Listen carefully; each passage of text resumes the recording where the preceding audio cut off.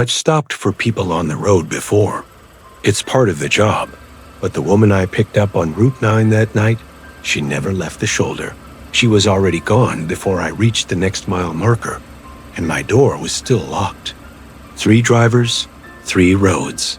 3 times something got in that shouldn't have been able to.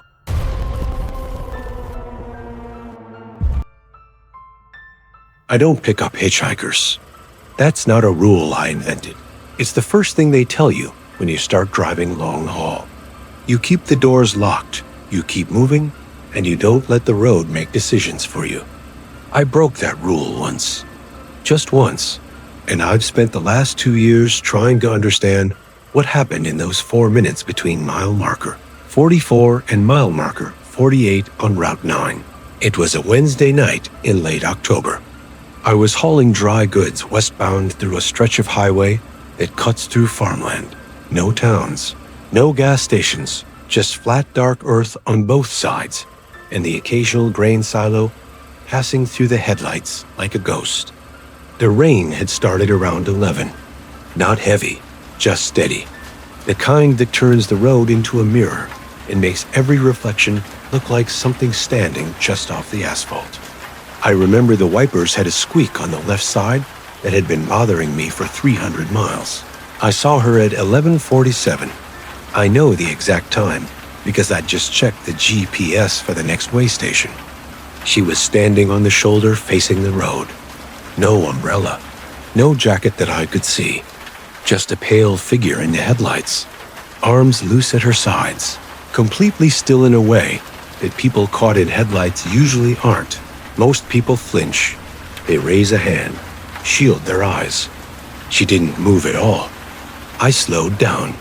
I told myself I was just going to look, not stop. But there's something about a person standing in the rain at midnight on an empty highway that overrides 11 years of professional caution. I pulled onto the shoulder about 30 feet ahead of her and watched in the side mirror. She walked toward the truck without hurrying. No relief on her face, no wave, just walked. When she reached the passenger door, I unlocked it. She climbed in and pulled it shut behind her. The dome light caught her for maybe 2 seconds. Dark hair, wet and flat against her face. A light blue dress that made no sense for October. Bare feet. I noticed the bare feet. That detail hit me before anything else. She sat facing forward, hands in her lap. She didn't say anything and she didn't look at me. I asked her if she was all right. She didn't answer. I asked where she was headed. Nothing. The cab smelled like rain and something else underneath it. Something organic and cold, like soil after a frost. I told myself it was just wet clothes, wet hair. I turned the heat up and pulled back onto the highway. I kept my eyes forward. I figured she was in shock or scared or both. About 2 minutes passed. I was formulating what to say next when I noticed something in my peripheral vision. The passenger seat looked wrong. Not empty. It didn't look empty. It looked like the shape of someone sitting there, but without weight. The leather wasn't compressed. The seatbelt hung loose. The headdress showed no pressure. I turned my head. She was gone. Not gone like she'd moved to the sleeper. Gone like she'd never been there. The seat was completely dry. Not damp dry, the way a seat stays when no one's been in it for hours. I was doing 72 miles an hour. Both doors were locked. I could see the lock pins from where I sat, both of them down. I pulled over so hard the trailer swayed. I sat there for a long time with the hazards going, listening to the tick of the turn signal. I checked the sleeper. I checked behind the seats.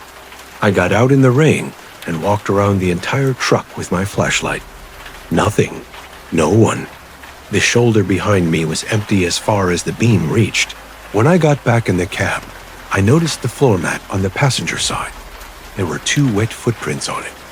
Small, narrow, no shoe tread. Just the shape of bare feet, already starting to fade at the edges.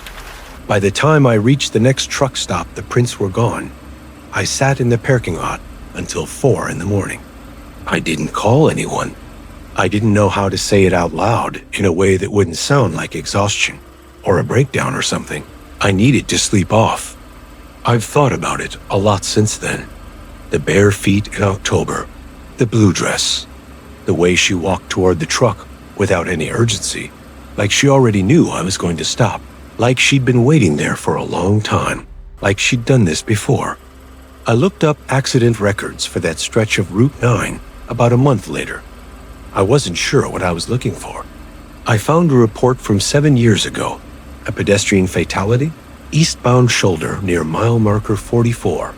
The file listed the victim as a woman in her late 20s. No identification recovered. No shoes found at the scene. The footprints were fading before he even got back on the highway. Think about that. Not gone. Fading. As if whatever left them was already in the process of disappearing long before he noticed they were there. She didn't ask for help.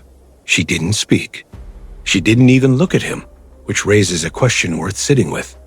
What exactly was she trying to get to? Because if she's been standing on that shoulder for 7 years, stopping trucks in the rain, she isn't lost. She knows exactly where she is. The part that stays with me isn't that she vanished, it's that she got in first. I want to start by saying that I am not someone who panics. I've been driving overnight freight for 16 years. I've had a tire blow at 80 miles an hour. I've driven through a whiteout in Wyoming with zero visibility for 40 minutes. I've handled those things the way you handle things when your job doesn't give you the option of falling apart. What happened on the night of February 3rd is the only experience in my life I haven't been able to handle. I still don't know what I brought into that hospital. I was on a long run through rural Georgia, eastbound on a state highway that cuts through nothing for about 60 miles. Pine trees on both sides, no lights, no shoulders worth mentioning. The kind of road where you set the cruise control and just hold the line. Around 2 a.m. my headlights caught something in the road, a man sitting on the asphalt. Right in the center of my lane, I hit the brakes hard enough to smell the tires. The trailer pushed forward, and I fought the wheel until the truck stopped about 20 feet from him. My heart was going so fast, I could feel it in my jaw. He was still sitting there. He hadn't moved. I left the headlights on him and got out.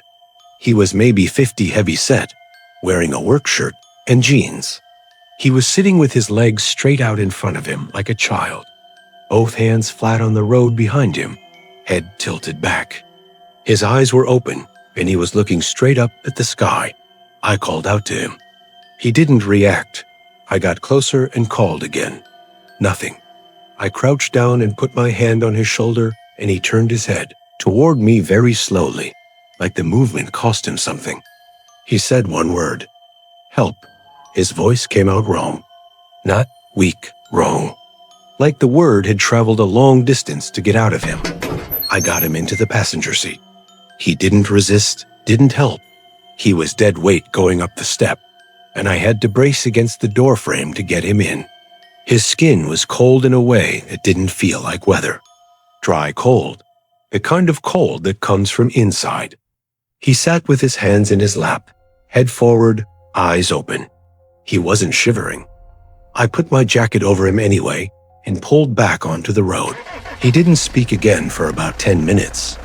I asked him what happened, whether he was hurt, whether there was someone I should call. He didn't answer any of it. He just sat there breathing in a way that was too slow, too deliberate, like he was concentrating on each breath individually. I told him I was taking him to a hospital. He didn't respond. The cab smelled like copper and pine sap and something sour underneath both of those. I told myself it was shock. I told myself a lot of things that night. There was a hospital in the next town, 23 miles out. I pushed the truck as fast as I could justify and pulled into the emergency bay at 2:41 a.m. I went around to the passenger side and opened the door. He was sitting exactly as I'd left him, eyes forward, hands in his lap, breathing that same slow, measured breath. I helped him down and walked him through the automatic doors. A nurse came around the desk immediately. I told her I'd found him sitting in the road, unresponsive, possibly in shock. She looked at me. Then she looked past me. She said, "Sir, who are you here with?" I turned around. The man was gone. Not gone like he'd walked away. The corridor behind me was straight and lit and completely empty. The automatic doors were still closing from when we'd come through. He had been holding my arm 10 seconds ago. I told her I'd just walked in with someone. A man, heavy-set, work shirt, jeans. She looked at me the way people look at you when they're trying to decide if you're dangerous. She said, "Nobody came in with you." There were 2 other staff members in the bay. Both of them said the same thing. They'd watched me walk through the doors. I was alone. I went back outside. The emergency bay was empty. The parking lot was empty. I walked the full perimeter of the building with my phone flashlight and found nothing. When I got back to the truck, I sat in the driver's seat for a long time without starting the engine. Then I noticed the passenger seat. My jacket was still there, folded, not the way I'd thrown it over him, folded neatly like someone had taken the time to do it properly. Placed on the center of the seat with the arms tucked in. I hadn't touched it since I put it over his shoulders. I picked it up. It was cold in a way that made me put it back down immediately. Not left in a car overnight cold, something else. The kind of cold that makes your hand pull away before your brain tells it to. I left the jacket on the seat and drove away without it. I filed an incident report with my company the next morning. I told them I'd found a man in the road and transported him to Pines Regional Hospital in Caldwell County. The company called the hospital to follow up standard procedure. The hospital had no record of my visit, no record of anyone being brought in that night matching that description, no record of any admission, any walk-in, any interaction with a driver between the hours of midnight and 6 a.m. The night nurse on duty told them the bay had been quiet all night. I've gone back over every detail I can remember. The way he said, "Help." That single word that came out like it had been stored somewhere for a long time.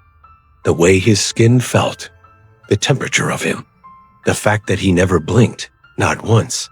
In the 23 miles we drove together, the jacket folded on the seat. I think about that the most. Because whatever was sitting next to me for those 23 miles, whatever I carried down that highway in the middle of the night and walked through those doors, it was composed enough to fold a jacket before it left. That's not something lost does. That's something that knows exactly what it's doing. I drive a different route now. I tell myself it's for the hours. But the truth is, I can't do that stretch of highway anymore without checking the passenger seat every few minutes. And I can't wear that jacket. I went back for it 2 days later. It was still on the seat where I'd left it, still cold. There's a detail in this account that most people will let pass without noticing. He didn't ask to go to a hospital. He said one word, "help," and then sat in complete silence for 23 miles while someone else made every decision. He never confirmed the destination, never reacted to it, which means the hospital was never the point. Think about what actually happened. Something that couldn't get through those automatic doors on its own found a way in. It used him, his hands, his legs, his voice, just enough to say the one word that would work. And when it was done, when it had crossed whatever threshold it needed to cross, it left, neatly, without a trace. The jacket bothers me most, because you don't fold someone's jacket out of habit. You do it to leave a message. The question is whether that message was meant for him, or for whoever finds the next man sitting in the road. I've tried to tell this story 3 times. Once to my dispatcher, once to a state trooper, once to my brother over the phone at 5 in the morning. Every time I get to the end, the person listening goes quiet in a way that tells me they've decided something about my mental state. So I stopped telling it. Until now, This happened on a Thursday night in early March, on a 2-lane highway in central Arkansas. I was dead-heading back after a drop. No cargo, just me and an empty trailer and about 4 hours of dark road ahead. Around 1 a.m., I came over a low rise and saw the car. It was sitting at an angle on the shoulder, nose pointed into the tree line, driver's side door hanging open. The hazard lights weren't on. No flares, no cones. Just a gray sedan sitting there like it had rolled to a stop and been abandoned mid-thought. I slowed down and pulled up behind it, left my headlights on the car and my flashers going. I sat there for a moment before getting out. Something about the angle of the door bothered me. It was open too wide, past the natural resistance point, like it had been pushed hard and never came back, like someone had left in a hurry or been pulled out. I grabbed my flashlight and approached from the rear. The car was empty. No one in the driver's seat, no one in the back. The keys were still in the ignition, turned to accessory. The radio was on, just static, barely audible, the kind of white noise that blends into silence until you're standing right next to it. There was a coffee cup in the center console, still upright. A phone on the passenger seat, screen down. Everything looked like someone had simply stepped away for a moment and would be right back. I checked the tree line with my flashlight, called out twice. Nothing moved. I walked around to the passenger side. The window was down, and the beam caught the phone screen. It had cracked across the middle, a single fracture line from corner to corner, like it had been dropped on a hard surface, or like something had pressed against it from underneath. I told myself I was looking for reasons to leave. I called highway patrol from my truck and reported the abandoned vehicle, gave them the mile marker, and sat there waiting to see if they wanted me to stay. The dispatcher told me a unit would come by and that I didn't need to wait. I should have left then. I know that now. But before I pulled out, I walked back to the car one more time. I don't know why. Some instinct that I've since stopped trusting. I leaned into the driver's side door to look at the registration in the glove box, just to give the trooper a name when they called back. That's when I saw the headrest.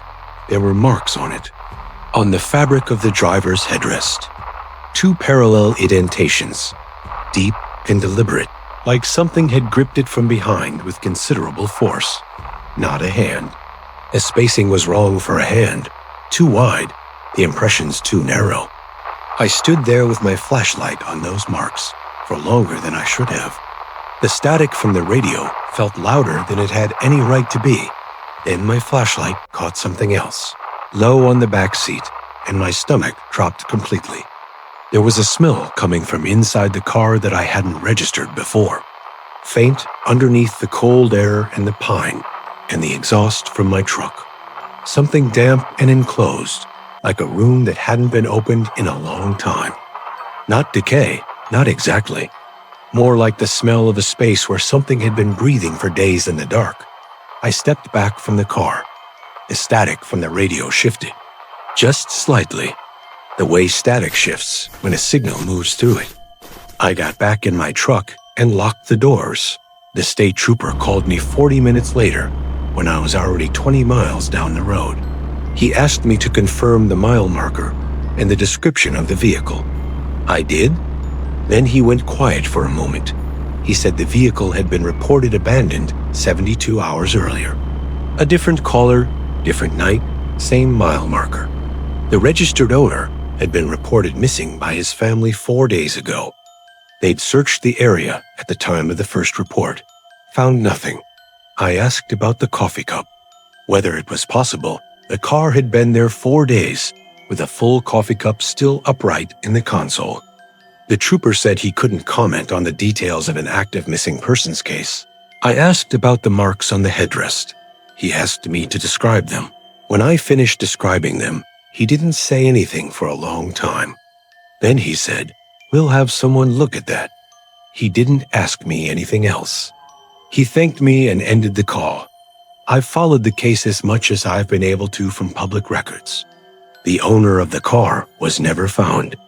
The investigation was closed 8 months later with no determination of cause. I think about the smell most. That enclosed, breathing smell, because the door had been open for at least 72 hours when I got there. Whatever smell was inside that car should have dissipated long before I arrived. It hadn't. If anything, it was concentrated, dense, like whatever had been sitting in the back seat had only just left. Or hadn't left at all. I don't stop for abandoned vehicles anymore. I call it in from the truck, and I keep moving. Because here's the thing nobody tells you about an empty car on a dark road at 1 a.m. Empty doesn't mean unoccupied. 72 hours. That car sat on that shoulder for 72 hours with a fresh cup of coffee still upright in the console. Think about what that means. Not just about the car, about everything else that was in it. The marks on the headrest weren't left by the man who owned that car. The spacing was wrong. The depth was wrong. Something was in that back seat, long enough to grip the headrest, hard enough to leave permanent impressions in the fabric. And it was still there when he arrived. He described an enclosed smell, a breathing smell, in a car with an open door in March. After 3 days, that smell had a source. Here's what I keep returning to. The trooper went quiet when he heard about the marks. Not surprised. Quiet, which means he'd seen them before. 3 drivers, 3 different roads, 3 different nights, but the same pattern running underneath all of it. If you know where to look, someone or something waiting to be noticed. Waiting for the specific kind of person who doesn't drive past, who slows down, who gets out, who opens the door. The road selects for that. 11 years behind the wheel trains you to look for people in trouble. It becomes instinct, reflex, something you do before you decide to do it. And whatever is out there on those dark stretches of highway at 1 a.m., whatever has learned to stand on shoulders and sit in road and leave smells inside locked cars, it knows that about drivers. It has learned exactly which shape of human being will stop. That's what connects these 3 accounts. Not the paranormal, not the inexplicable physics of a woman vanishing from a moving truck, or a man dissolving in a hospital corridor. What connects them is the mechanism, the way each of these things positioned itself to trigger a specific response in a specific kind of person. Patient, deliberate, practiced. These drivers didn't stumble into something random. They were chosen because of who they are. And if you've ever pulled over for a stranger on a dark road, if that instinct lives in you the way it lived in them, then you already know what that means. You've probably already been looked at. You just didn't see it looking back. If these accounts stayed with you, subscribe and turn on notifications. Case files go up every week, and some of them are worse than this one. The end screen has 2 more files waiting. Both of them involve roads you've probably driven. I'm Morrigan. Drive carefully. And if someone's standing on the shoulder tonight, keep moving.